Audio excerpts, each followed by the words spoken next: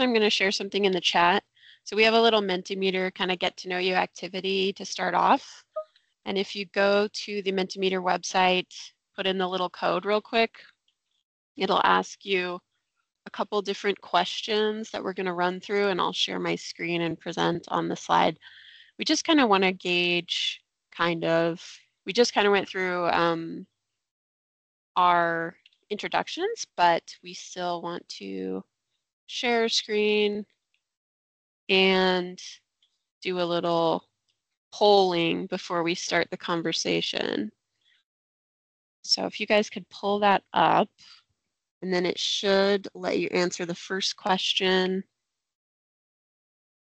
I don't think we have any residents on here, so I'm pretty sure we'll have.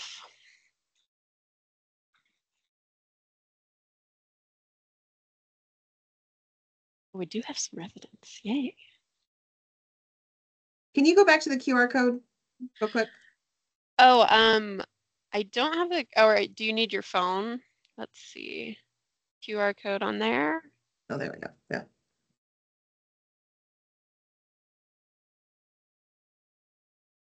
Thank you. Okay, got that. How many people do we have total in here? 23? And this is just kind of a real quick read on the crowd, so it doesn't need to be super official.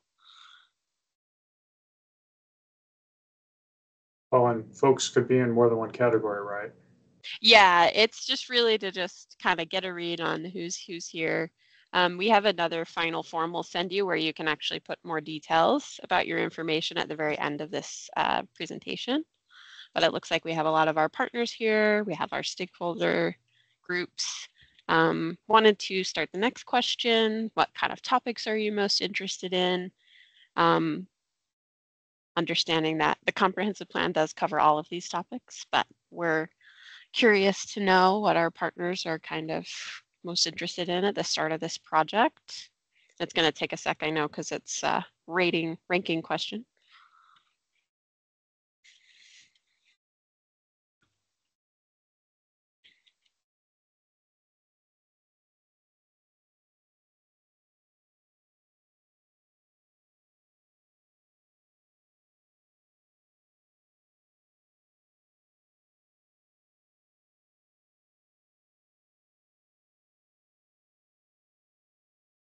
I really need some music while we're Me too.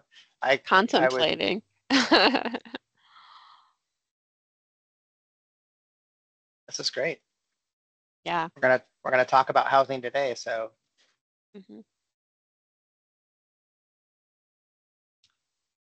Looks like got a lot of responses in there. Awesome. Okay, I'm just going to move on to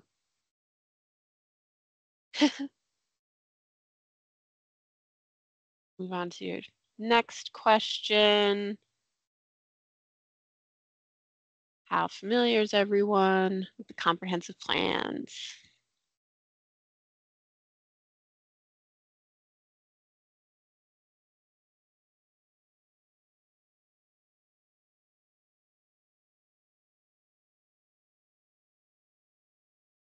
Pretty good. Awesome. Okay.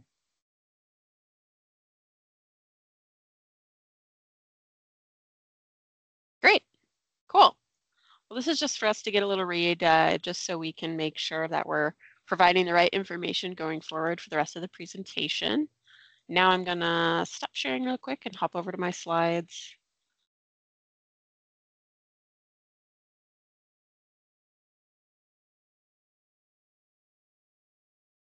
Okay, so we do have a presentation for the first half of this meeting, but then we've largely opened it up for an activity.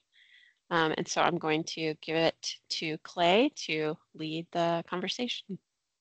Great, thank you, Erin. And just know we've got a smaller group here, so if you have questions along the way, feel free to there's a raise your hand button, or just chime in and we'll stop and answer your question, but we'll have some good stopping points as well.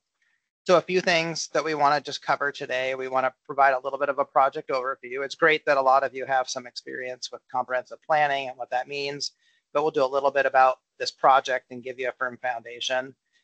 So we'll talk a little bit about the purpose of kind of forming this OakPAC group, and kind of go over your roles and goals and talk about that a little bit. And then we'll go through project milestones, kind of where we are in the project and where we're going. So you kind of get a sense of where we are in the process and how the information that you're going to provide us and feedback is going to feed into our work that we're doing for the city. We're going to have a group working session. So we've got some questions to ask you, and it'll help us as we prepare policies and kind of look at some direction that we're going on important planning issues. And then we've got a little survey that we're hoping that you can provide us some additional feedback today, and then we'll wrap up. So this is the first of our 3 OakPAC meetings. And so this is, a lot of this is going to be about building a foundation and kind of, making sure we understand our roles and goals. But we will be spending some time talking about housing today, which is something that we've spent quite a bit of time at the beginning of this project because it's one of the major pieces of this update. So, all right, well, I think we can go to the next couple of slides. We're going to do a little bit of project background and overview. So I know a lot of you are aware, but our Growth Management Act was adopted in 1990. There are a lot of laws that the city plans under, but the Growth Management Act is the primary that requires completing a 20-year comprehensive plan. So this process, we're looking out to 2045. So we're trying to think about what are all the things that we need to have Oak Harbor right where it wants to be 20 years from now. So you think about it, the comprehensive plan includes a number of elements. We're planning for more housing and more people. We want to make sure that there's the transportation network that is going to be there when growth happens, and that we have the economic development and the capital facilities and utilities that are there as growth occurs. So while you'll see different elements in a comprehensive plan, they all work together. And the best comprehensive plans, are really thinking about the relationships between all of these important factors. So as you're planning for more people, you want to make sure that you have schools and you have the fire facilities and you have the jobs that you're planning for when you're planning for people. So they all kind of, help ensure that you've got a successful city as you're planning out to 2045. So a big piece of your comprehensive plan is goals and policies, and they really do kind of set the foundation for your future action. So within each element, you're going to have the current comprehensive plan has your goals and policies, like thinking about where are you as a community, where do you want to go, and how do you craft policies that kind of take you from that, create that action for you. So what do you want to accomplish? How are you going to do it? Who's going to do it? How are you going to pay for it? All of those important pieces. So we want to make sure that your comprehensive plan is an action plan, that it really helps give you direction and the community direction on, really what's important to the community and how are you going to move forward over the next 20 years. Next slide. So while your I think we went one too many. Sorry. There we go. So while your comprehensive plan it looks out 20 years, it's updated every 10 years. And that's kind of important. So, you're looking out to the future of what your transportation needs are going to be or what you're going to need for economic development. But, updating your plan every 10 years lets you adjust, so it lets you think about what are the things that you thought were going to happen that are, where do you need to make adjustments? And then you continue to keep looking out 20 years. Our deadline for this project is December of 2025, but our goal for adoption is June of 2025, which was the original deadline. So we're trying to keep the project on track, and right now that's where we're at. The Growth Management Act, there are some states where they have top-down planning laws. You have requirements, the state sets them, you have to meet them. The Growth Management Act was designed to be a bottoms-up planning process. So really what that means is that there are state laws, the Growth Management Act, there are requirements that we have to meet.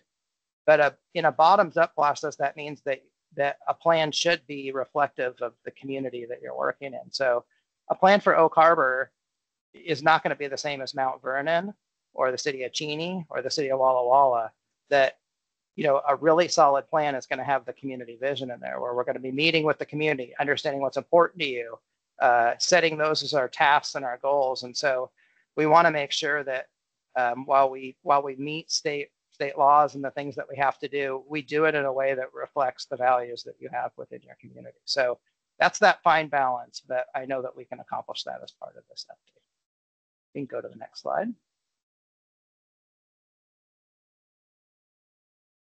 So one of the main things, there we go. So again, this is, Growth Management Act is over 30 years old. So this isn't a new comprehensive plan. The city has an existing comprehensive plan. It's been updated multiple times. And so when you're doing what's called a periodic update, there's certain things that we have to accomplish. So one is that engaging with the community in a variety of ways. This OakPAC committee is one of the ways that we're engaging with the community, trying to meet people where they are, talk to people, make sure that people can communicate with the city in the way that is comfortable for them. So this is one way that we're doing that.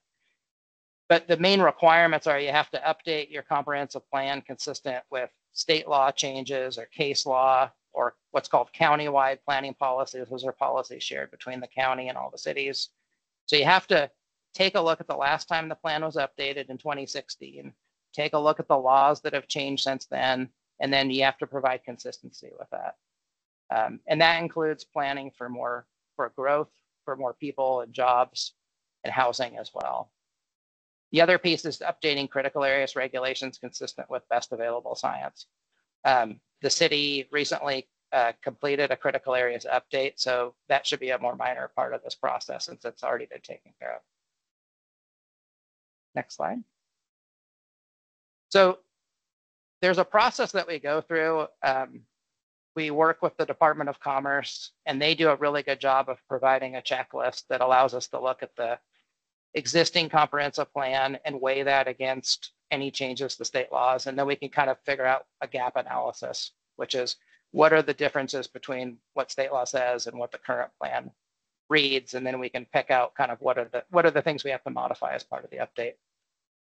There's not a lot of this will be pretty minor updates, but there are some big pieces.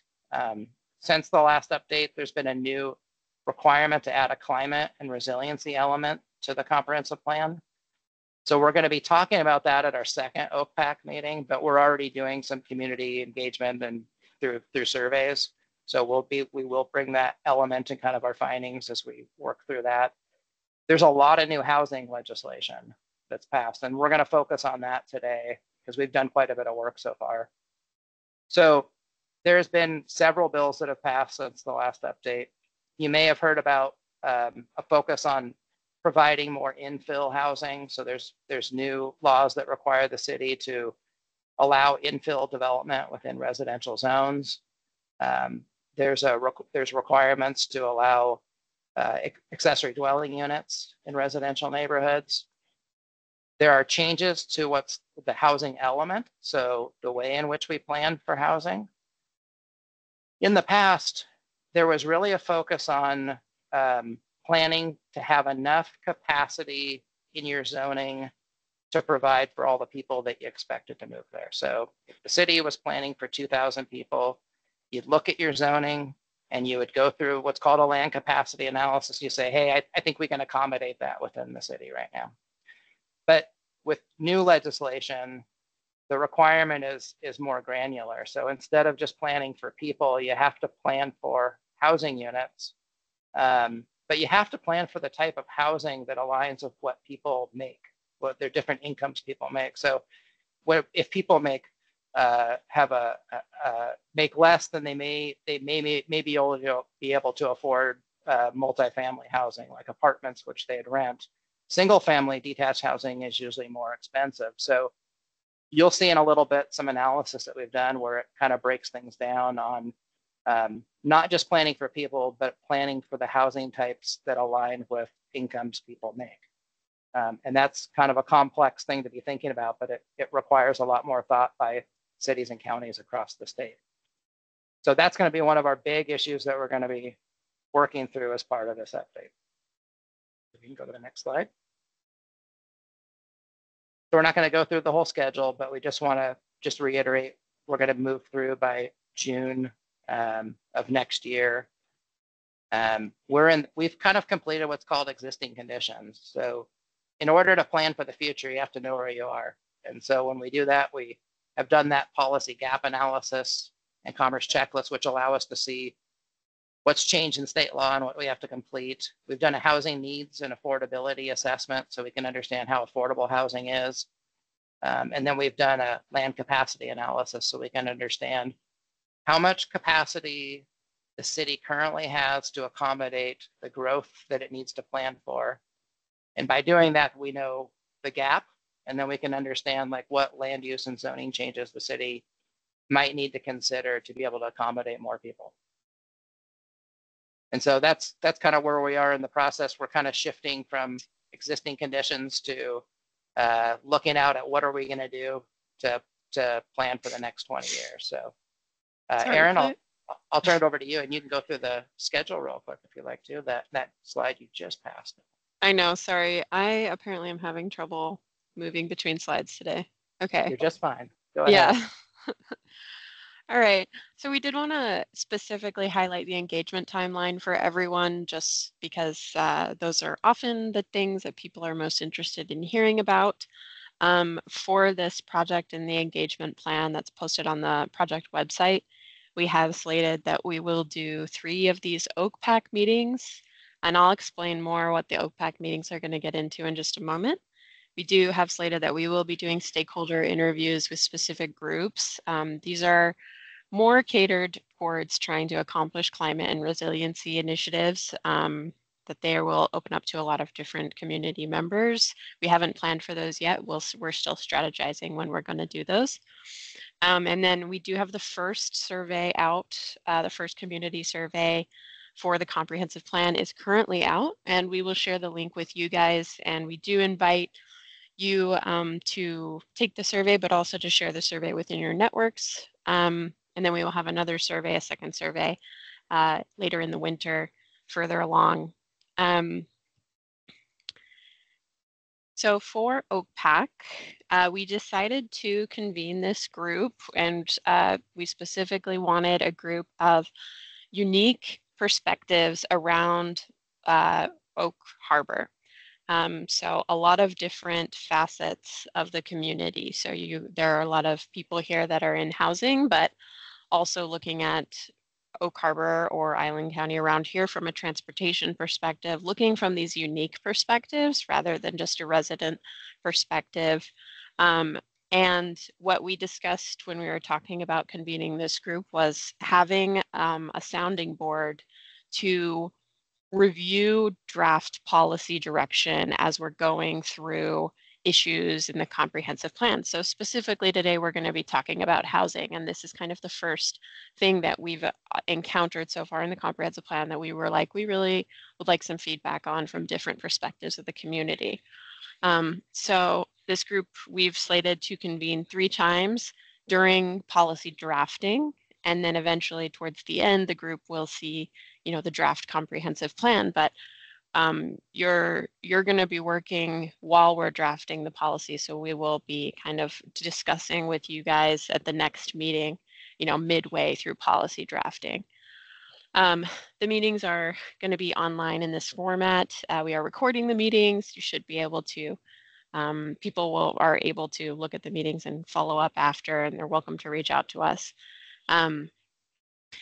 So there are a couple goals of this group specifically, but obviously to get direction on policy solutions, potential policy solutions for the comprehensive plan as they relate to specific elements, build awareness of the comprehensive plan, try and expand the group that's going to be involved in this comprehensive plan until June. And you guys are have a lot of different networks in the community, so we wanted to reach out to you, build ambassadors of the comprehensive plan, possibly help accomplish and get these policies to be more feasible and more actionable.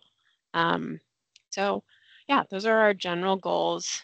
And how you can kind of think of the OakPAC group as a whole in the bigger picture is, as Clay said earlier, it's part of our community engagement plan. So it's kind of within the realm of all the community engagement strategies that we've put into our community engagement plan. OakPAC isn't going to make like a formal recommendation. You guys are kind of a working group for us to help us facilitate policies. But then anything we work on through here is going to be incorporated into the draft plan. It goes through Planning Commission and out to the public, anything like that. So to give you just a little bit more of an idea of the rest of these meetings, we are doing pretty in-depth discussion on housing today. So we're really excited that we have a lot of housing representatives here at the meeting. The next meeting will be a focus on climate and resiliency, but we will branch out to the other elements as we need to, especially if we're running into potential policy points where we were like, we would really love some feedback. You know, we're going to be willing to pull that in and have a discussion with this group and hear some possible ideas. But definitely want to focus on climate and resiliency in the next meeting. And the next meeting, we anticipate there might be some policy drafts that we will send ahead of time for you guys to look at. And then the third meeting, we anticipate that there will be a draft plan that we can send for review and possibly some still final policy direction that we might want to get the feedback from the group, but we don't for sure know what that will be at this moment. Does anyone have any questions about OakPAC or anything like that?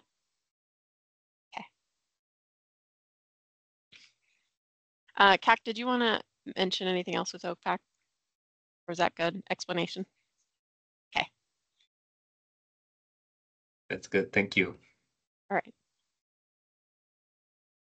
So project milestones and results to date. We just wanted to quickly let you know, we, as Clay mentioned before, we've been doing a lot of the existing conditions and data collection. All through July, we were working on quite a few data analysis regarding housing, and we're going to share some of those results today. We have also done some policy analysis, preliminary policy analysis, and obviously looking into the state laws and comparison to the existing comprehensive plan. Early community engagement is really just related to the first survey that has been open. So the survey opened in August and it will end on September 30th, which is next not next Monday, but on to next week. But anyway, so still another week and a half for the survey to be open. So as I said before, the link is on the project website and we can drop the link in here, but would really appreciate it if you could send that out into your networks and get some more participation for the comprehensive plan survey, trying to assess early opportunities and where people's thoughts are at for this periodic update.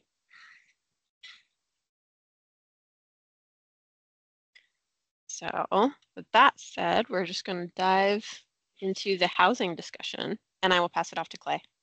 Great. Thank you. Yeah, anything you can do, I'll just keep reiterating on the survey to keep handing out. If you can get those to your network, it's important. Our first survey is really focused on learning more about what's important to the community members in the city of Oak Harbor. When we understand the things that you value and the things that are important or the things you're concerned about or what we need to be planning for, it just helps us create a better draft plan. So the more input we get, the better that we can do to reflect your values in the draft comprehensive plan. All right, we're going to shift to housing. And I want to preface this by just saying this is pretty complex items that we're talking about, and just want to make sure that we recognize that. If you have questions, we're going to answer them for you. But we really don't want to undervalue how big a topic housing is going to be as part of this update. And so we wanted to make sure that we go through this with you. So as I talked about earlier, as part of some state law changes, we're not just planning for population anymore. We're planning for housing units that the city is going to have to accommodate over the next 20 years. And what you're going to see is that the allocation to the city of Oak Harbor would add more than 50% new housing units over the next 20 years. So that's a significant amount of growth. I mean, so currently in 2020, it was estimated that the city has about 10,000 housing units. and between over the next 20 years, going to be planning for 5,500 more planning units within the city of Oak Harbor. That's significant. Now, there's a lot of reasons for this. One of the reasons, as you can see, is where we've kind of put that red bar, that's the city of Oak Harbor allocation. And what you'll see is there's different buckets there, 0 to 30%, 30 to 50%, 50 to 80%, 80 to 100%, and 120% and above. So those numbers that you'll see are the number of housing units. So we have to plan for people making that percentage of the area median income. So you can think about, Joel, what was do you know off the top of your head what the area median income number is? I don't want to put you on the spot. I think it was like 107,000. Okay, so at 107,000 a year being the area median income, we have to plan for about 1,100 units for people that make between 0 and 30% of that area median income, and so on and so forth. And what happens is that when we do our analysis, we'll see that there's only certain types of housing that align with different AMI buckets. So generally below 80% AMI, you're talking about multifamily housing. And so while there's a lot of single family housing in the city, you can see that a lot of the housing the city has to plan for is going to be multifamily housing, and we have to plan for a lot of housing. So this is a big shift. But one of the reasons that we have to do this is that a lot of the housing that has to be planned for is higher density housing that can't be accommodated in rural areas. So you can't have apartment complexes in rural areas. You can't have high density townhomes. And so when this law changed, it really shifted where growth has to be planned for. And since Island County doesn't have a lot of big cities, then a lot of it gets shifted to Oak Harbor. So this is a significant challenge. There's opportunities in it, but it's a challenge. So that's kind of the basis for what we're talking about today. And as we keep going forward, we're going to talk about, we chatted a little bit earlier about, we've done existing conditions work. So we know how much capacity that you currently have to accommodate that. And then we have to think about how we're going to plan for the rest. So that's what we're going to talk about today. Go ahead to the next slide. A minor kind of a clarification, not a clarification, but something to keep in mind as we're looking at those numbers are not allocated to only the city. They're allocated to the city and its UGA. So that's important to note. So it says City of Oak Harbor, but those 5,500 units are assigned or allocated to the City of Oak Harbor's UGA. So it includes the city and its UGA. Correct. Thanks, Kak. And you can see there's the areas on the map on the right that have kind of the faint green line. Those are the urban growth area boundaries. So those are areas that are still in they're future annexation areas for the city, but currently right now they're under they'd be under county jurisdiction, and so there's some of the housing targets that the county will be planning for. So just some of the high level challenges we talked about a little bit. There's shifting significant growth to the city of Oak Harbor, planning for a lot of housing units.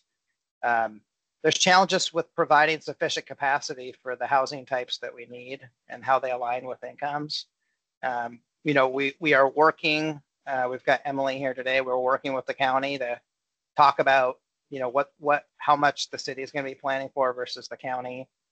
And one of the other things too is we want to have an approach that actually works for the city, because so it's not hard to change zoning to allow more housing units, but you want us to have something that's economically feasible too. So what we're working with really hard with the city is coming up with an approach to plan for growth that's something that the city can accomplish, that it's the type of housing that would actually get built under the economic realities that you face, that we have the densities that are right. And so it's we've got to have that truth telling behind the work that we do, because we want to make sure that it actually happens, that we can provide those housing units so that people that move here and live here can have a place to live. At this point, I'm going to turn it over to Joel, that's going to dig into kind of that land capacity analysis that we've done. And so he's going to get into the details with you.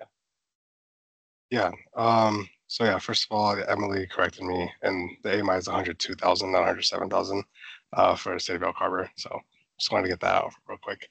But yeah, Clay kind of explained a lot of the stuff in here that the new House bill passed that cities and counties now have to plan for housing, for different housing area median income percentages. Um, we refer to them as housing buckets or tiers or income levels a lot, but Island County, through their countywide planning policies, they set a methodology for being able to calculate this in the city. And they use a specific tool released by Washington to calculate these numbers that you see on the table. And this is just the same table that was in the previous slide. Yeah, you can go to the next slide. So yeah, we conducted that analysis. We found that under City of Oak Harbor's existing regulations, that their current capacity was 2,474 dwelling units, which is 3,059 dwelling units under their housing target.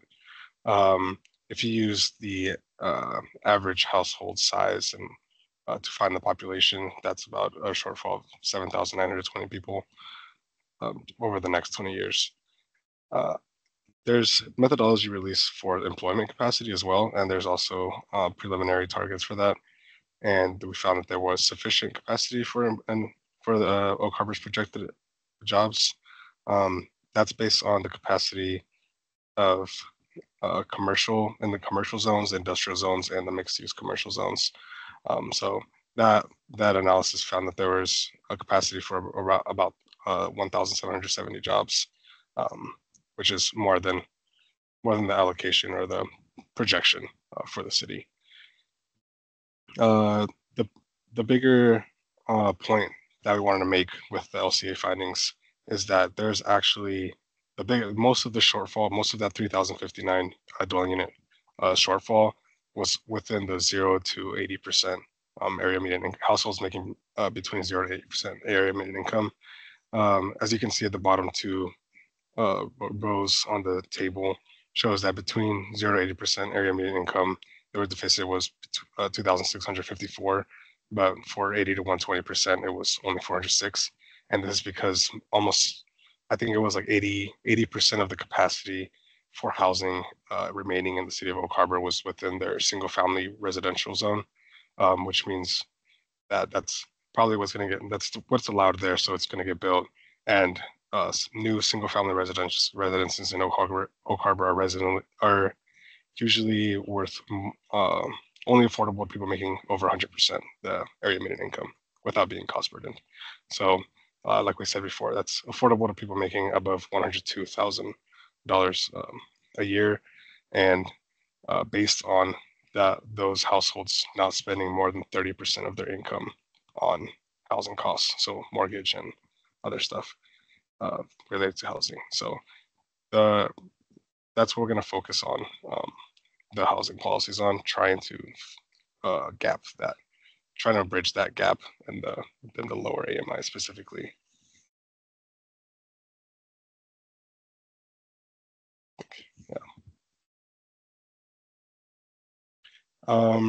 So like I said before, because of the legislation and commerce guidance, we have to find the housing capacity per AMI, so the area median income, and kind of what I said before, but the 0, 30, 30 to 50, and 50, 80% AMI, the types of housing that are affordable to households making between those percentages of area median income, that's where we see the largest deficits. So you can see the 0 to 30%, there's 1,091. And generally what's going to be affordable to people making between 0 to 30% of their area median income are subsidized housing, group home, supportive housing, stuff like that. And that's stuff like those type of housing, or really there's not enough capacity in the city of Oak Harbor. And this table here kind of just shows in general which zones in the city of Oak Harbor are allowing the housing types that are affordable to each income bracket. So there's a whole breakdown here. Like I said before, the projected capacity for the single family detached residence is 1,159, which is mostly all within the R1 zone, which has the most capacity in the city. That's pretty much the summary of this table and takeaway. So just kind of building off of what CAC had brought forward is, so that's the existing conditions.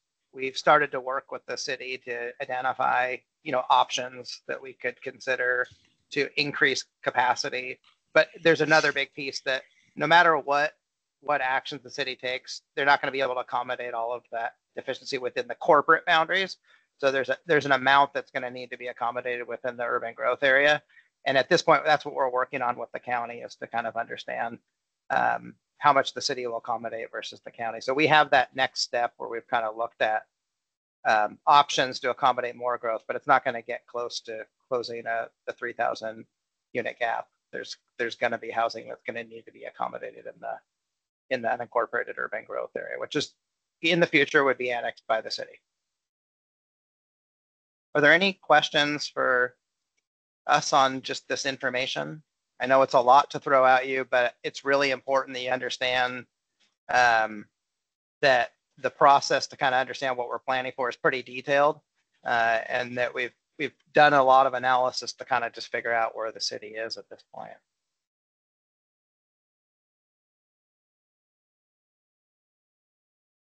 All right. I think that we could probably move forward, Aaron, and then probably get into discussion. And I was wondering, Aaron, maybe we'll pull up the questions, and then we can even pull down the deck for a little bit, and then we can see people's faces and just have a conversation. Yeah, we could definitely do that. The first one is very simple. We really just want to open up the housing discussion a little bit now, knowing what we've just presented, and just talk about challenges and opportunities. So I'm just going to stop sharing that then, and it's okay if people are still kind of thinking about it, but we definitely like to kind of open it up to everyone. Yeah, so if folks just want to, what we'd really love to hear from you is, what are the things that you're, with planning for more people, that you're concerned about? What are the things you think are great opportunities? What are all the other things we should think about if we're planning for that many people in the city? Is it transportation issues? Is it we need to make sure we have the right kind of jobs? So there's a lot of things about that, but this is just an opportunity to provide any type of feedback you like to the things that have come to mind.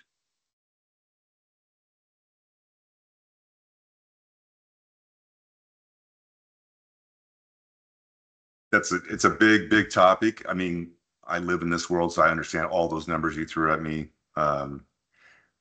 To build, because that's what we specialize in. It's 80% and below the AMI, with the capacity to go to 120.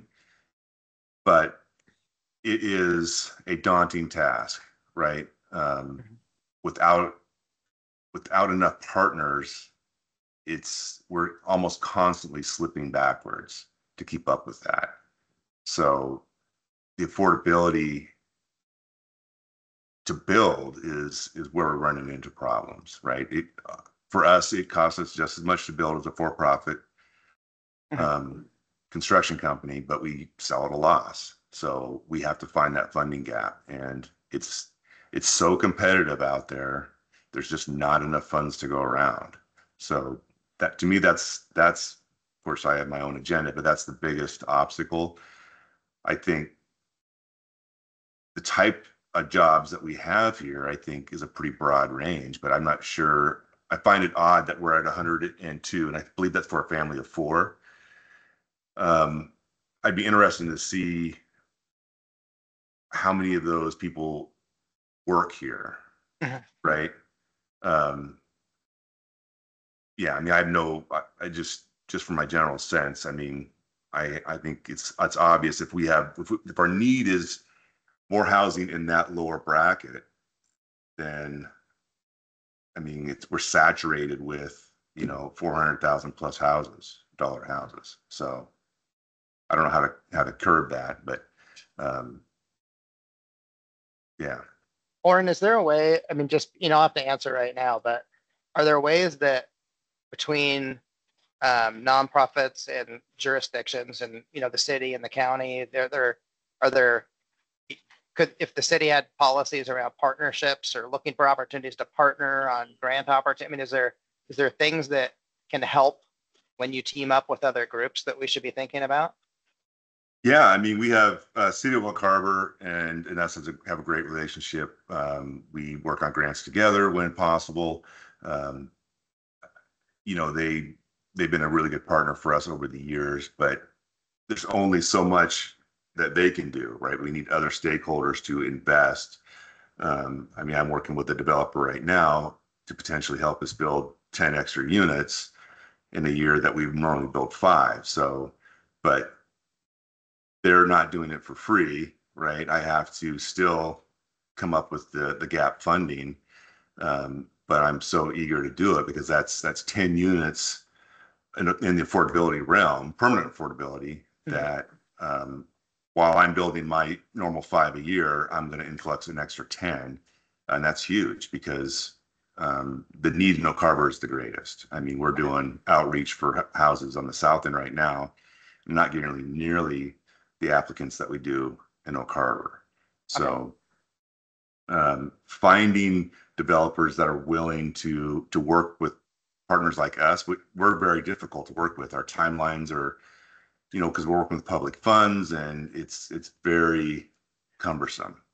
So finding ways to make that more attractive to developers is, I think, that would be helpful. I don't know what the answer is, but yeah. Oh, we might come back to it, but Dave, you had a question? Yeah, thank you. So what is the degree to which the comprehensive plan is all about zoning and figuring out where housing could be? And to what degree is the comprehensive plan actually trying to figure out how you're going to get the housing built? Because clearly the part of the problem is that the type of housing that the market provides almost naturally is above that average income. So I guess this is the first time I've been involved with the comprehensive planning process. I'm not clear. Is it doing both of those? Is it all about where's it going to go, or is it how we're actually going to get it? Yeah, so some of both. So definitely on where it can go. So I mean, so to close that gap, you're looking at land. You might be looking at land use or zoning changes, or it may be density changes. But the thing is, we have to make sure there are things that actually will work and make sense. So like you could say, we always joke, you could say one building could be 80 stories in the city, and that would be all your capacity, but that would never happen. So we have to look at those things. And then to get housing built, the city doesn't control that, but it can do things like incentivize things. It can provide opportunities. It can be partnerships with nonprofits. It could be, so we're looking at the ways of where can the city be partners in this, because, especially for like 0 to 30% housing, the city can provide the zoning, it can provide incentive tools, but it can't build 0 to 30% housing. So I think it's trying to do the best effort to provide the ability for that housing to get built, but there is a limitation that the city doesn't build the actual housing itself. Thank you. Warren? Yeah, if I can just touch on that one topic about the 0 to 30%, which is extremely difficult and requires, a subsidy like Section 8, that sort of thing.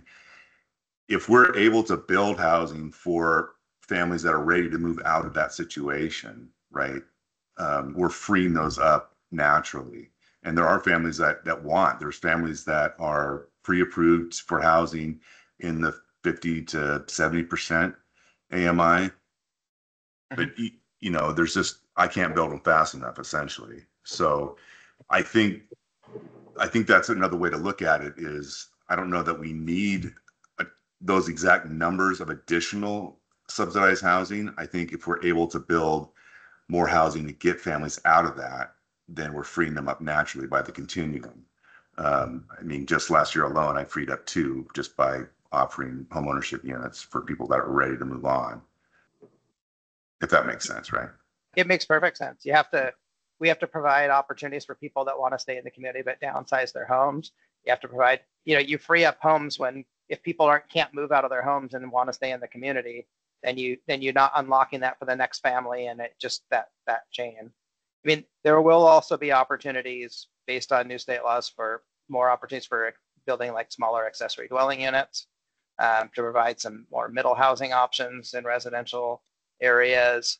And they're all just kind of pieces to the puzzle. But I mean, a lot of it's going to be getting the right policies, the right incentives, the right things that work for developers, but also protect, we're also listening to the community on the things of maintaining what makes Oak Harbor a special place to live at the same time. So if you have ideas, Oren, like this would be a good, at some point, of just hearing like what kind of things would help incentivize your work. Like what kind of things could we be thinking about that the city could put in policy to help provide those partnership opportunities? Yeah, I mean, the quick and easiest is density bonus for permanent affordable housing within the development. I think that offers, probably the most and easily achievable goal for developers to attain. And then they can just, build a couple more units to offset the cost, right? I mean, I don't know what there could be to incentivize. There's tax write-offs and things like that when you get into, but that's, yeah, multifamily, tax exemption, that's more for rentals. We have tax credits, but I'm not sure how well those are doing these days. So we just don't have a lot of developers that are, beating down my door. That's for sure. Okay. So like I said, I'm working with one right now who's, I'm just really trying to do what I can to get, to keep them satisfied to stick with us. So, but that's only about right now. It's the only thing that comes to mind, real quick. Okay. Getting the right density bonuses that would provide the right incentive for an at-market builder to build some affordable units, because that increase is something that pulls it. Yeah, and I think it's important to recognize that we have to have a permanent affordability earmark with these, because otherwise you're going to be in the same situation, 20, 50, 100 years from now. So yes, if you're not having that land trust model, then this is all for naught, in my opinion. Like MFTE has that multifamily tax exemption, has limitations on how long the units have to be affordable. Right. Yeah. And for us, I mean, ours are in perpetuity. So yes, we just we're just not reselling those at fair market value all the time. So there's a huge advantage to that, and is really setting us up, in this county for success, I believe. Perfect. Well, thank you. Joshua, and then we can go to George. Sure. I mean, just to sort of piggyback off something that I'm noticing is like, we keep coming back to private developers are a linchpin of this process, and we need to keep them happy. We need to make sure that they're getting the money that they need to continue on. And I mean, the question that comes up is that necessary? I know that that's a big conversation to have, and I don't know if there's appetite for that, but I mean, what does it look like for the city of Oak Harbor or, other nonprofits to partner with the city of Oak Harbor to try to take that developer interest out? I mean, like, that is a massive change to how we normally do housing and affordability and development, but this is also a massive change to how we're planning for it to begin with. So maybe it's worth having that conversation. I think I think you have to look at all that. I think that's a good comment. You have to have all of the different options on the table.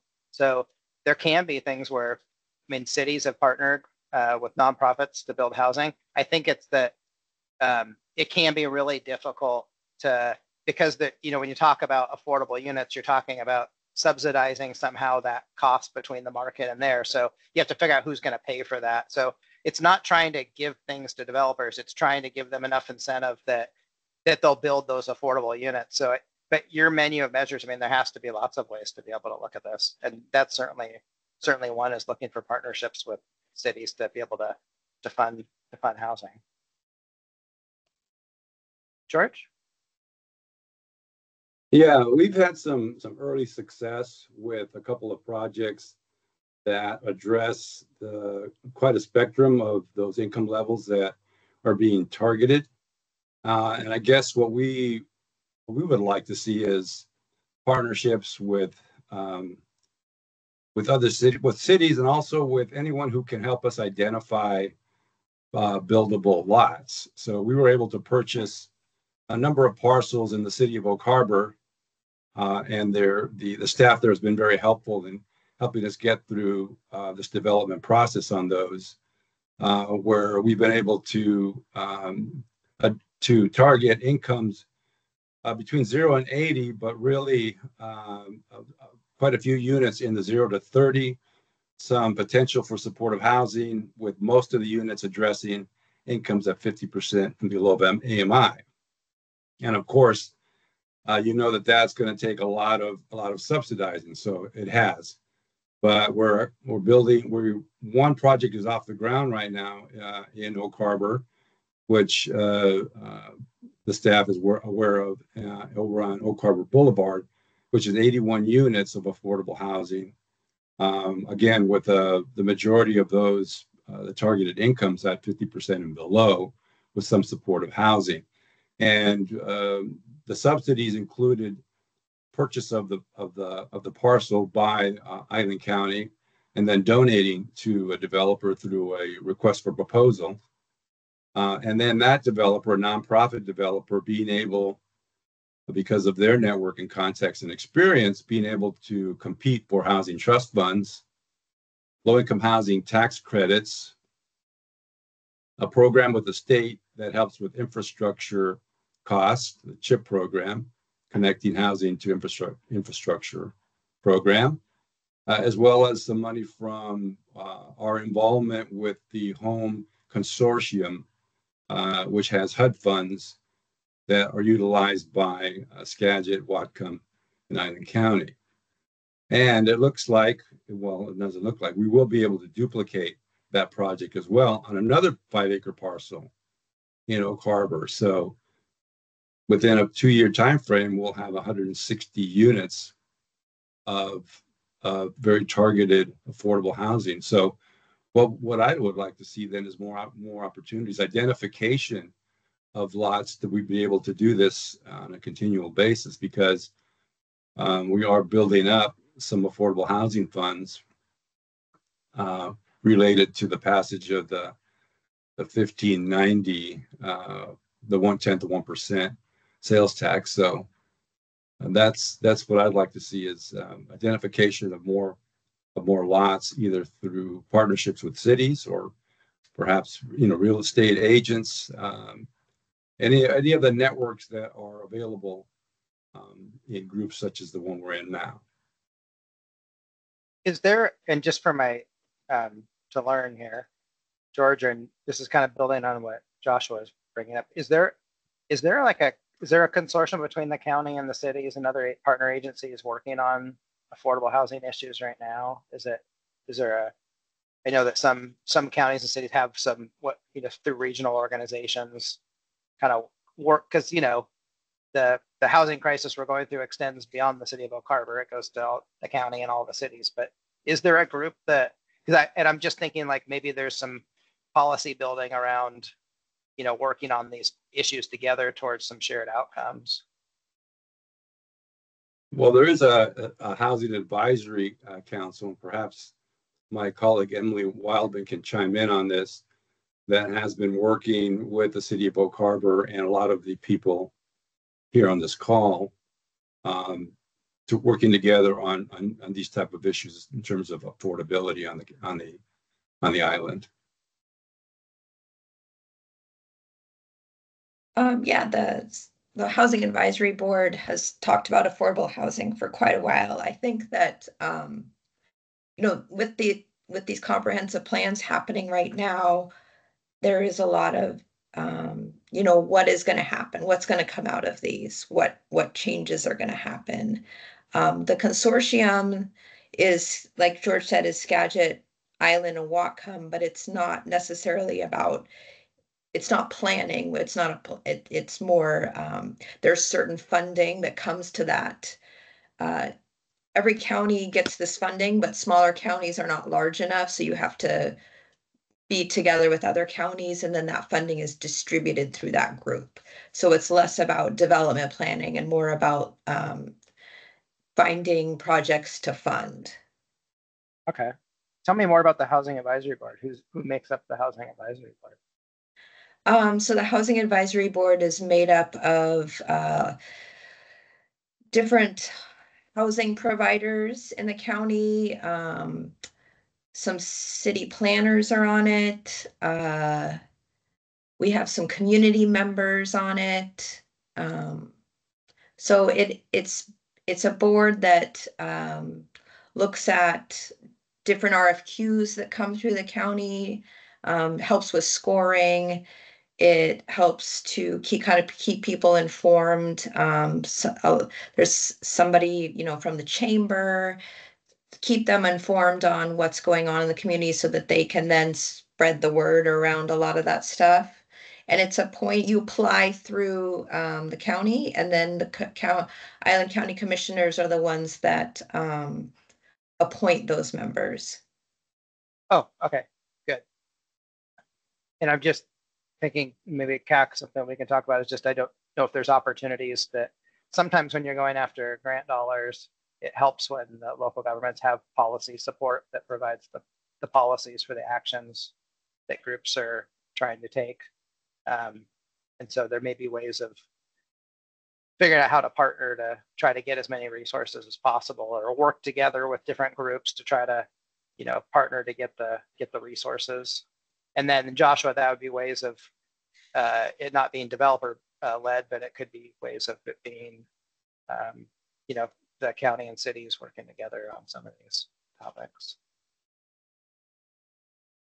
Yeah, and just, sorry, yeah, one go more ahead. thing. I wanted to piggyback on what George was saying, that we've had some developers in the past ask for things like, to have property tax waived to incentivize them. We've thrown out ideas on the county level of potentially, providing some of the infrastructure costs and doing some of the work to help incentivize developers. Because to build those large units, it really does take somebody who knows how to navigate the funding, because that alone is very complicated, because you're timing your funding with different things that are available. And George has been really helpful in providing more education to some of the smaller developers around how to do that. But I think affordability is definitely the biggest issue, and attracting developers to an island is a challenge. Labor force to get the housing built are all kind of things to look at. Great. Thank you, Emily. Anything else on this topic? Any other kind of opportunities and challenges that you see with working towards accommodating a lot of new growth within the city and the unincorporated urban growth area?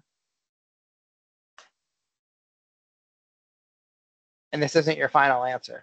We're going to be back with you, and there's going to be lots of opportunity for you to review draft policies and kind of look at the direction that we're heading, and then provide that type of feedback. But just the feedback that you provided today I'm thinking about a lot of ideas you could be thinking about for how you partner, how you provide incentives, the right type of incentives, just anything that you can do to help get the ball moving on some of the housing the city wants to promote. So this is really good information.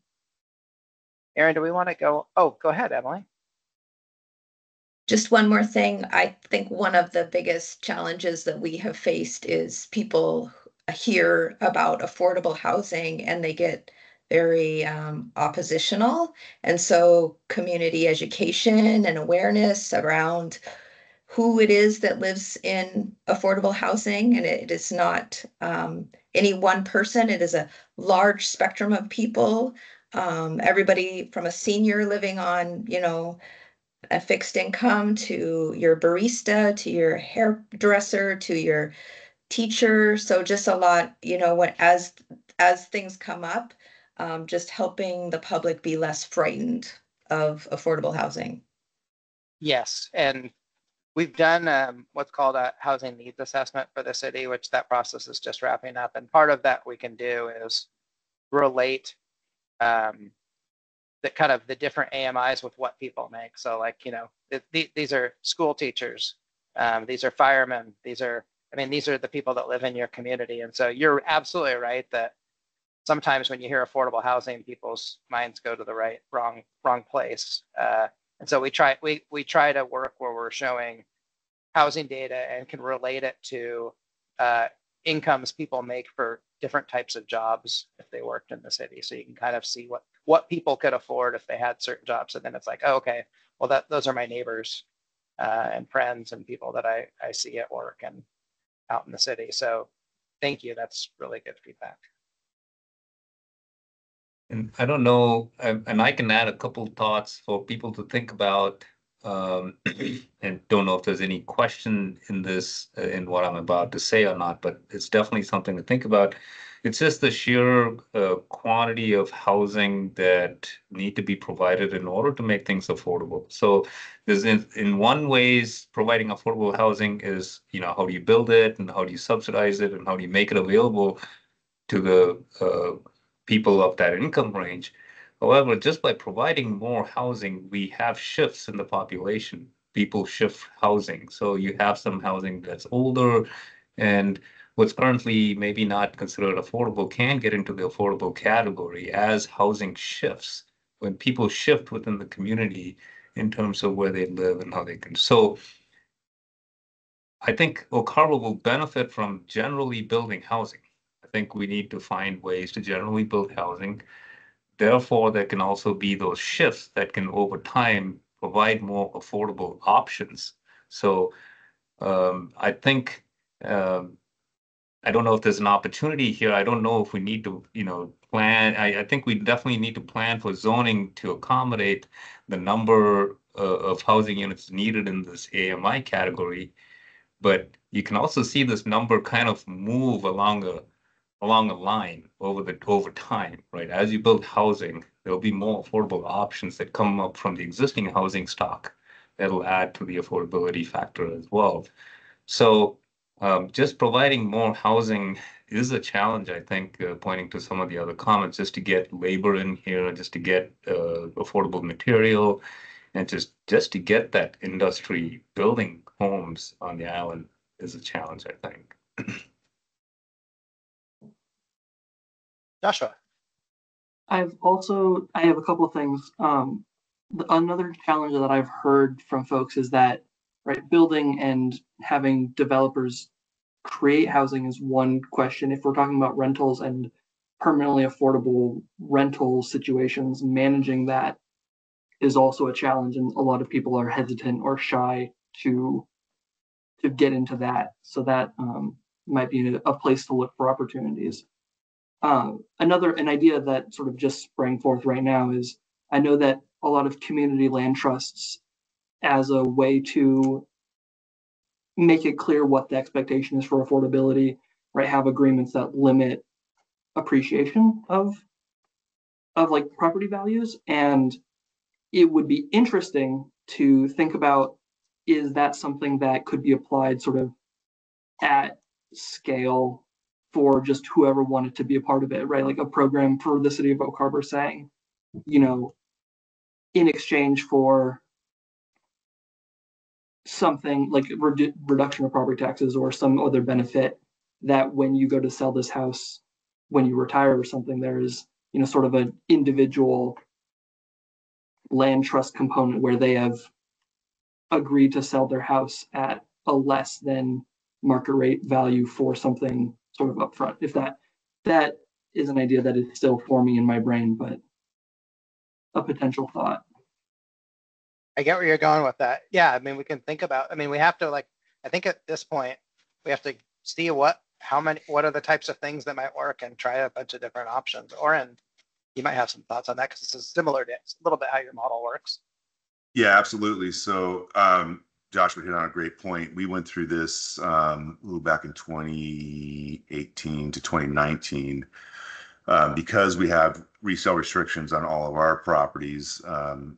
We worked with the auditor to tax us accordingly. So we're taxed on what they can sell their improvements for. Since the land is held in trust, they're just selling the home. So we have a fixed tax rate on our property and then a tax rate on the improvements for what they can sell it for. So it's very, very much helpful for us because it's a fixed rate, more or less. So we can determine, a 30-year loan a lot easier than we were before. So there is a mechanism for that. It was a lot of hard work, but it's very effective for us. Great. Okay. I think we're on a good pace, but I think we want to branch out a little bit more and get a little bit more feedback from you. Aaron, maybe we want to pull up that next slide and then we can pull it down, but we can talk through that a little bit. And if you want to do that, that would be awesome. Yeah, I'm happy to pull up the next slide. There's not a lot on it, but just kind of pulling out some examples. I think we wanted to take a step out of housing or branching even further past housing a little bit during this discussion onto what housing is related to, and housing relates to a lot of different things. I know we do have some people involved in economic development here, so it might be nice to hear from them a little bit. Transportation as well, like considering this growth that we're trying to understand and plan for. What are some other considerations as far as Oak Harbor being at the beginning of this process? Policy drafting is coming up. So branching out into the transportation, community, capital facilities, other elements of the comprehensive plan that we're going to be revising policies for. What other discussion points has this conversation kind of brought to your attention that you'd like to bring up with us now that we can discuss or chat about? Still can follow along the lines of maybe challenges or opportunities for Oak Harbor or just in these other realms of the comp plan or the community.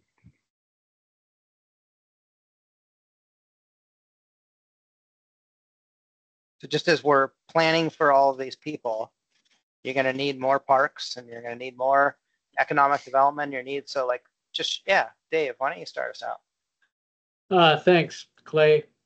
One of the challenges that I currently have is I live in Arlington and I work on the island. And so it's an hour commute for me each way every day. And I pass a lot of people going back and forth every day, either to jobs or they live off the island, either direction. So as we develop more housing, you're going to see more environmental control, I guess if there's a term you could use for that, because people won't be driving back and forth so much and burning so many fossil fuels to get back and forth. So as far as climate change goes, it can certainly help that impact by having jobs here as well as housing. So that's just one aspect of economic development. Another aspect of economic development is we don't have enough people here to build the houses that we would like to have. You talk to builders and they just can't find workers. And so we've talked a little bit internally about finding ways to train people either in trade schools or maybe Dave Paul has some input on this at the college, but we've even thought of reaching out to the high school to see if we can get people interested in careers in things like building inspection or the trades. So that's just the current things we're working on right now. And some of those goals certainly could be put into the comprehensive plan. Yeah, that's great. I mean, that's a great example of how a comprehensive plan can work, is understanding what you need as you grow, getting policies that set you in that direction, and then turning them into action. So I know, David, you mentioned Dave Paul. Dave, do you have some thoughts on that? Sure. So thank you, Dave, for that. And a couple of thoughts. The college, I'm here representing the college, and the college is very interested in how to serve the community. We have limited, I'll say, workforce training programs at the college, and would like to expand those. I think we have an interest in that. I know island-wide there is a shortage of folks in the skilled trades, and it's challenging to figure out ways of trying to help support getting younger people into those skilled trades. So I think having broad conversations across the community, across the island about that, and what that could look like by partnering with our 3 K-12 districts. But we would be interested, the college would be interested in helping to support that. And then broadly, on a regional basis, there is some work being done with the Educational Service District out of Anacortes to help coordinate that across counties. So there may be opportunities to take advantage of that legislative work as well. But I agree with David that we got a lot of folks commuting on the island. We also have a lot of folks commuting off the island for work, and better understanding what those patterns look like and how having a more robust housing market here in Oak Harbor, how that would help, I think would be helpful for me as a community member. I don't know if that makes sense. Yeah, no, that's great. I mean, looking at those partnership opportunities for apprenticeship programs and kind of partnerships between jurisdictions and our schools is something that can certainly work well. Well, why don't we go to Oren and then we'll go to Wayne. I'm anxious to hear Wayne chime in on this as well, but we've looked at doing a pre-apprenticeship program that has a curriculum that it's spreading us a little thin, but we provide an opportunity, obviously, for people to actually get hands-on training, because we're building it in-house, and we build, just about every aspect of it. And I have a couple people interested in teaching, but it just takes more dedication from some partners before I can commit. But I think that we could provide a great partnership for something like that. We currently do some work with the school districts in our retail stores, and a little bit on the job site, but that's blossoming over the last about 2.5 years. So there's definitely, it's been a positive experience for us, as well as just the young adults I see come through here. It's it's been rewarding, I think, for both of us. But I think that there's definitely an area where we can work with the college. I know, I'm sure Wayne's got some great ideas, so I'm gonna not talk too much. That's great. I just want to lose it. So, but Aaron, we'll have to think about whether there's some in CAC about policies around partnership or for apprenticeship programs between the city and maybe the other jurisdictions, schools, and then builders and nonprofits. So something of just getting all of those in there. Just don't want to lose that, to get the skills that the city needs to be able to facilitate growth. That seems like a great opportunity. Wayne. Okay, we have been working with Oak Harbor High School since before the pandemic to get a National Association of Home Builders student chapter in there. We have offered to provide the curriculum and everything. We just about had it done last year, and then for some reason there's no funding available for that going forward. So they have backed off on having a CTE class there, a construction trades class at the school this year, but we're still working with them on that. The other thing to know is the Building Industry Association of Washington is working with the National Association of Home Builders, and there's going to be a campus put in Puyallup for just exactly what you're talking about, training new people to come into the trades. So we're hoping that that's at least a spark to get some of the young people interested in trades and get them in the business. Wayne, can I ask you a question on if I remember right, and I maybe not, but on when you're going for NAHB funding, there's like criteria. I think does having some of those partnerships with other organizations, would that kind of policy support to be working with a broad range of folks to get these programs? Is that helpful? Like how does, the city supporting or working with other associations, would that help in getting some funding from NAHB? It could. The thing is, through the student chapters, they have very specific guidelines that you have to go through. That's the Home Builders Institute, and they're the ones that have the curriculum there. It's not the curriculum that the unions come up with that they want to put into the schools. It's another curriculum, but it parallels it pretty well. And there's not a push for union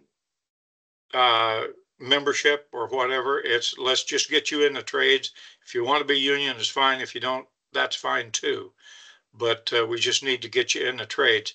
It's I would say go to the website for the Home Builders Institute and look at what they have for student programs, and you'll see what a lot of the criteria is. But the curriculum is very, very detailed, and it'll take you through a 4-year curriculum. And that could be two different directions that kids could go for school. Everybody thinks they have to go to college. Well, no, they don't have to. And there are some kids that don't want to go to college. So why don't we have 2 paths in our high schools so that people can absolutely graduate and go into whatever they want to do later on. Then they become useful in their adulthood instead of feeling like they have let everybody down. I know when I went to school, there were 2 paths. I chose the college path rather than the trade school path, but there were 2 different paths that you could go and still graduate. And it was quite workable. And I don't understand why this state doesn't do it anyway. Well, we're going to try to see if we can address some of those things as we plan for the future, right? Yeah, absolutely. We're on it. Okay, that's really helpful. David? I'll just throw something out there too, if y'all can hear me. I was thinking about Dave's commute from Arlington, and I bet he takes SR20 as soon as he gets off I-5. And thinking about as a representative of to be steward of the state system, I really like the conversation that's going on about, literally building capacity for people to be in Oak Harbor, not to go on and off island. As a steward of the state system, I can't help but applaud that, because the less wear and tear on our highways, the less maintenance to do, and keeps things on the local system. So just wanted to chime in about that. That's my perspective and what I'm hoping to bring to this conversation. So when I hear about things like that, it's like, yeah, that's that's what we're trying to work on too. That's why WashDOT's supporting a lot of with all the recent legislation and our support for housing, because we understand that not only is it important for community building, but it also is less maintenance and tear on our highways. So just wanted to chime that in. That's great. Is there, I know between, David, you might know, or others, is there any between Island Transit and Skagit Transit, are there any routes that kind of take you from Oak Harbor to Mount Vernon? Is that pretty regular service? Okay. Yeah, there's the transit. It's a parking right over at March's Point there in Anacortes at the refineries. So that's where Island Transit and Skagit Transit have a connection. And it's scheduled on purpose to be, I don't know, like a couple minutes, just like as a break. And sometimes I've even seen some Island Transit vehicles over at Skagit Station, so maybe they continue the Skagit 40X route. But I guess I believe they're coordinated for the most part. Okay, just something we're going to want to build on if we're planning for more people, of providing making sure that we've got the transit options as well for people that are commuting where that makes sense for them. Emily? Yeah, Oh, go ahead, Kak. sorry, just to piggyback, it's really nice to hear great to increase capacity on the island so that people are not commuting, people are working on the island, you work close to where you work, and therefore you reduce the commute.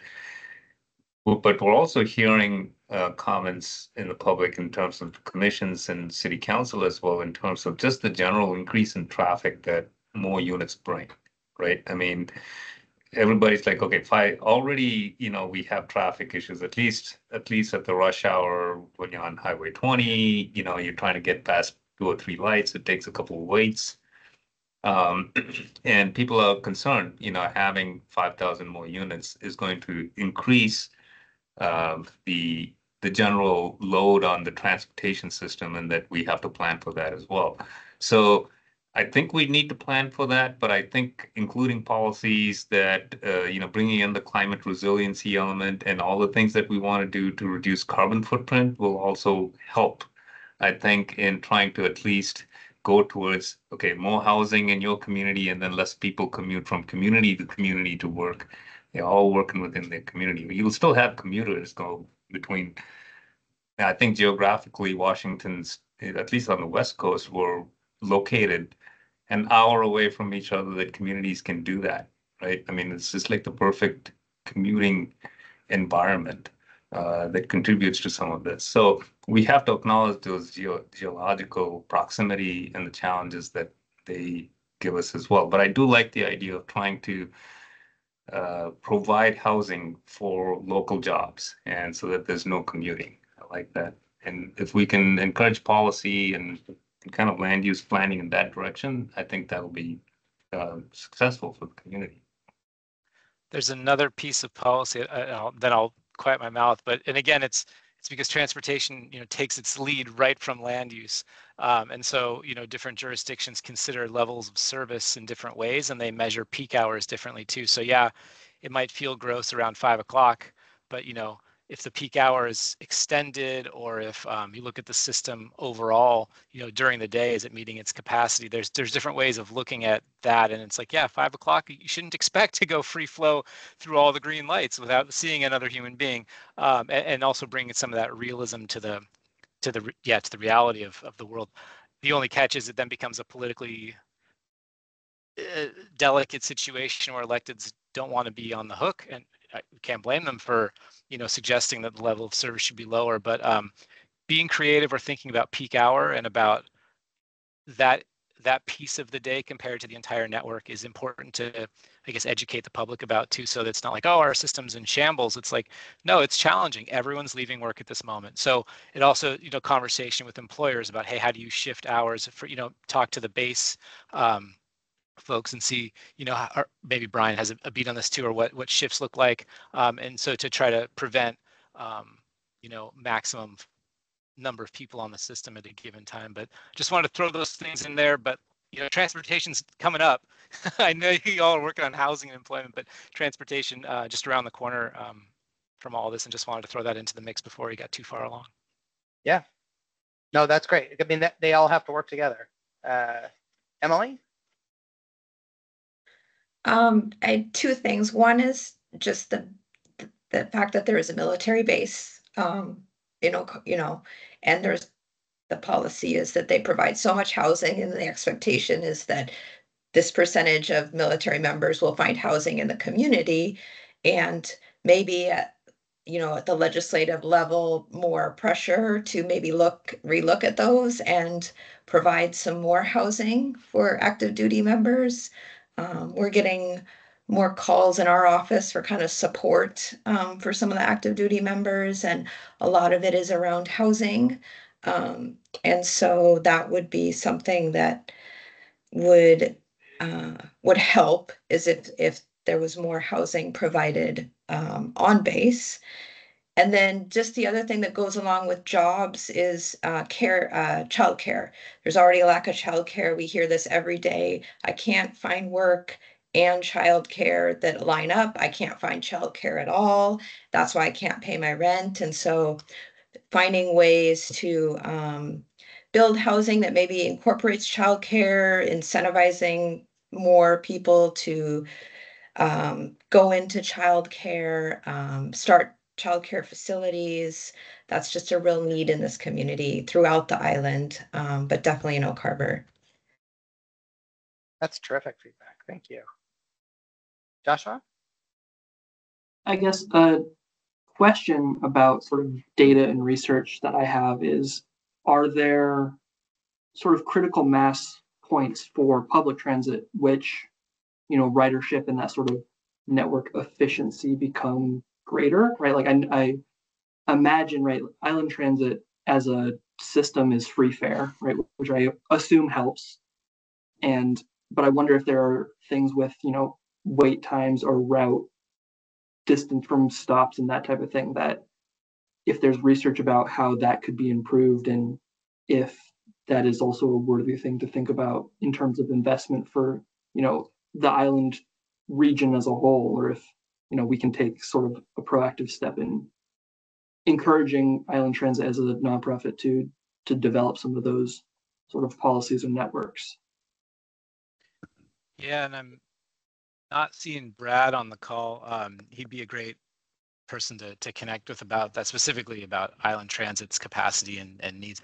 I know that we've recently published the next round of our interim multimodal level of service guidance, and there's a whole appendix on transit expectations, wait times, and so forth. Then of course there's the like the last, I think they call it like the last mile, the last connection, like once you get off your stop, how far is it to go? And then of course, thinking of infrastructure too, it's like, are there suitable crossings? Do people feel safe getting across corridors, where transit goes and going to where they're, the next place? Brad would know a lot more than me about that. But yes, there are definitely a lot of resources out there. And just to build on that, like one of the challenges we have is we want to make sure where we're having to provide more dense housing, we do it where we're planning for more transportation infrastructure, because there's this whole cart and horse, but you can't get more transit till you get more people. You can't get more people without more transit. And then we don't have, like, it's not this city of 50,000 or 100,000 where you're trying to add 5,000 more people. It's like we have a limited, there's only so many places where new growth can actually happen market-wise, like where they'll be redeveloped. And we want to get it close to where there might be transit routes, so people have that as an option. So there's another hoop that we're going to be having to figure out as we maneuver through this. Maggie? Sorry, it's actually Dana. For some reason, I cannot change on Microsoft Teams.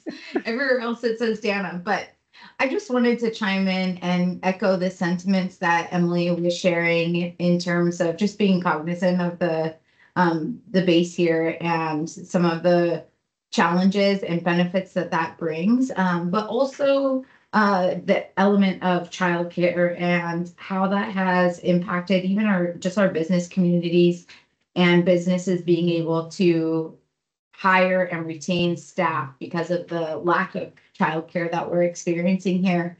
But also just as we're, looking towards this comp plan, making sure that Oak Harbor remains business friendly when we're building all of these houses and accommodating all of this growth, that small businesses or business in general have the tools that they need to be successful, and certainly being able to live and work and have a livable wage in this area that you're living is something that we have to be mindful of.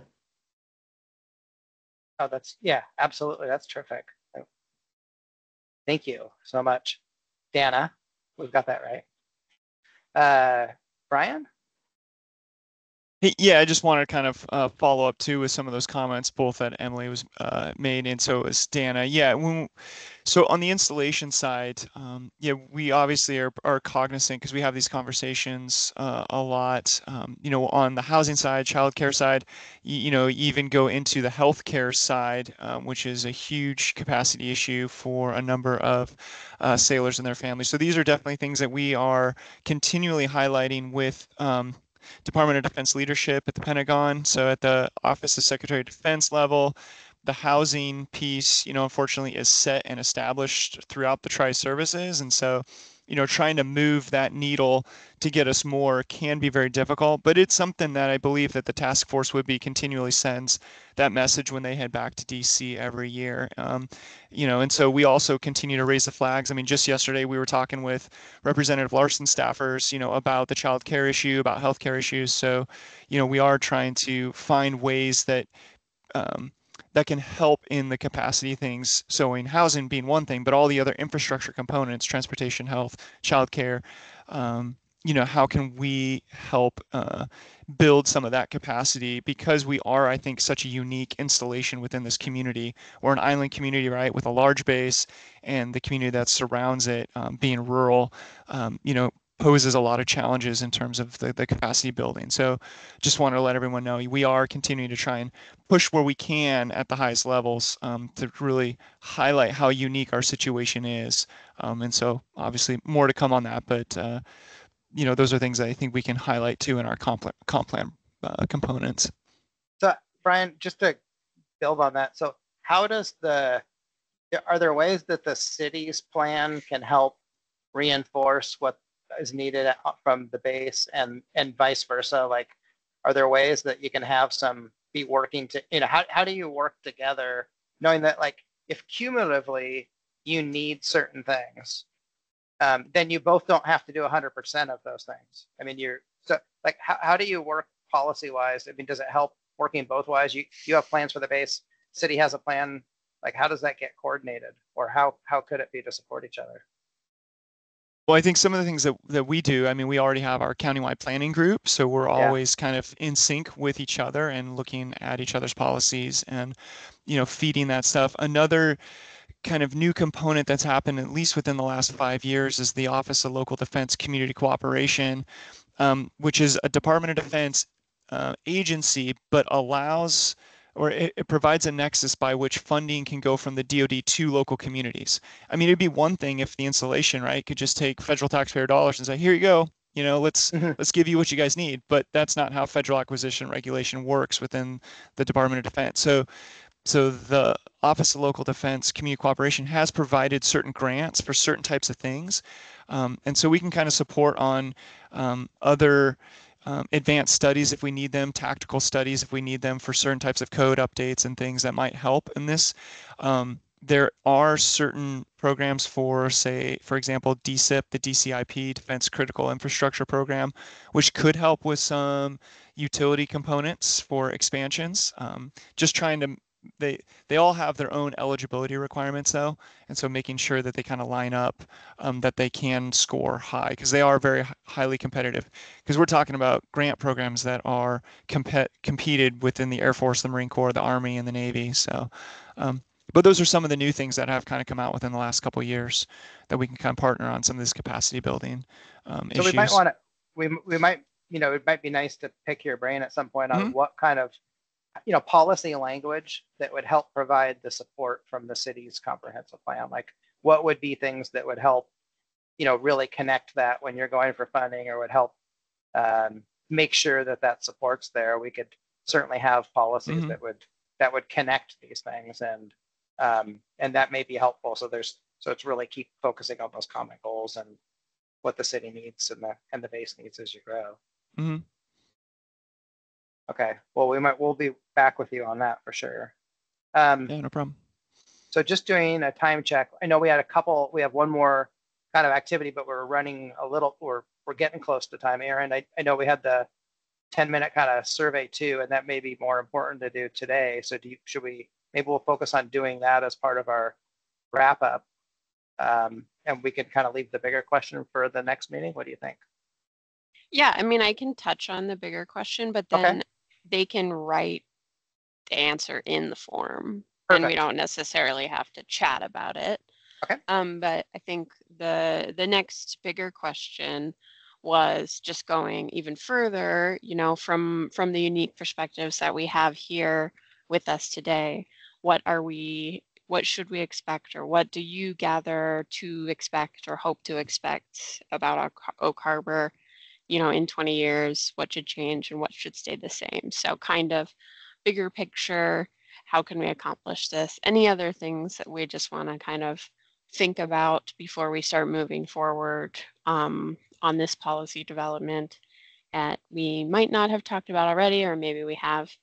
But I think we don't need to spend some time and chat about that. I'm going to put in the chat a form where you guys can go and spend the rest of the time that we have to kind of fill out some other additional answers. And then it's also a way for us to kind of take attendance for who is at this meeting. So if you could fill it out, the questions are like optional, so you don't have to fill out all the questions, but it really is just like we would like to get each person's thoughts individually on some of the comments that we've discussed today. And then again, take your attendance, get some additional comments if you wanted to send those. And then hopefully it should just pop up. If you open the survey, it should just pop up right there. And there's only 8 questions. They should be really quick, just to kind of jot down your thoughts. Otherwise, yeah, I think that's all we had for today. Unless anyone had any final questions. Well, I thought if we want to, just because we thought about putting this out after the meeting, but we thought since if we could build this into the meeting, then you won't lose track of it when you go finish up your day and that kind of thing. So maybe just take a couple of minutes and maybe start it so we can get those results today, and then maybe we'll wrap up in 4 or 5 minutes, and we can all head home from there. Does that sound good, CAC, to you? Yeah, that sounds good. Yeah, we wanted to make sure that people just spend a little time looking over these forms because it gives them time to quickly answer it. If you can also send it later, you don't have to do it right now. But yeah, I agree. Let's take a couple minutes, come back, and if there are people still want to kind of give some final thoughts, we'll hear that and close it. Great. We'll close out in just a couple of minutes.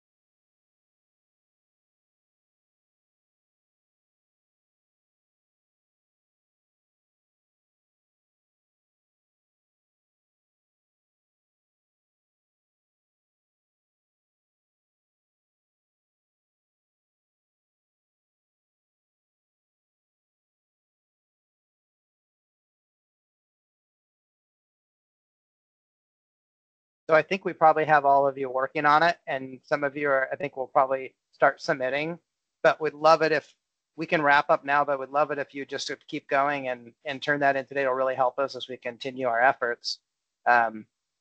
So we're going to continue our work, moving through the comprehensive plan. There'll be plenty. We're going to be doing some engagement, but we'll be back in touch with you to be setting a date for the second meeting, and we'll get that on your calendars early so you can participate. And as Aaron stated, we'll probably have materials for that meeting that we can send out in advance, some of the early draft policies, so that we can focused on getting feedback from you. We got lots of good ideas today, so we're hoping that you'll see some of those when we get the draft policies out, and you're going to really help us at the next meeting frame up what can go within the draft comprehensive plan, and ideas that we can take to the Planning Commission and City Council, which is really, really helpful. So we're very grateful. Aaron or Kak, do you have additional things you want to go over before we let folks go for the evening? No, just thank you. Sorry, Kak, just thank you. Yeah, thank you everybody for coming. I'll just add, if you're still interested, I know tonight we touched a little bit on the housing land capacity analysis and showed you the capacity analysis. We are working with the county and looking at, options, development code options, and we're also looking at land use special districts and what changes we could make. Those are documents that are currently, the Planning Commission and City Council have seen drafts and they're under discussion. We're still finalizing those documents as well. So we are going to be posting all these documents on our city's website. So if you're interested, please keep checking back there. We will post documents as they become final. A lot of it is in draft form right now under discussion, but we'll start posting documents here fairly soon. And so you can start looking at them to see where the city is in that housing discussion and discussion with the county as well. So that'll be going on parallel to all of the other things that we're also trying to update with the comp plan. So just FYI, if you want to go find more information, just go to our website. So perfect. And remember, take the survey. And we'd really love it if you could be ambassadors for this project and help connect with community members, let them know that we're doing important planning. We're thinking about the next 20 years for Oak Harbor and what we need to do to set up the city for success. We also want the Planning Commission and City Council to hear the community voice so that they can make really good recommendations and decisions. So the more people we can hear from, the better information we can get to them so that they can execute on this comprehensive plan. So appreciate you being here today, and we will gather again soon. We'll be in touch. Yeah, we'll be in touch. Thank you very much, everybody. Have a great day. Thank you. Thanks so much. Kak, are you going to stop recording? I am. Okay, sorry. I just wanted to make sure. Yes. Okay. Yeah, stop recording. There you go. Okay. I forget sometimes, and I'll just stop the meeting, and then I forget to stop the recording. No, thank you. Thank you for bringing it up as a reminder, because I totally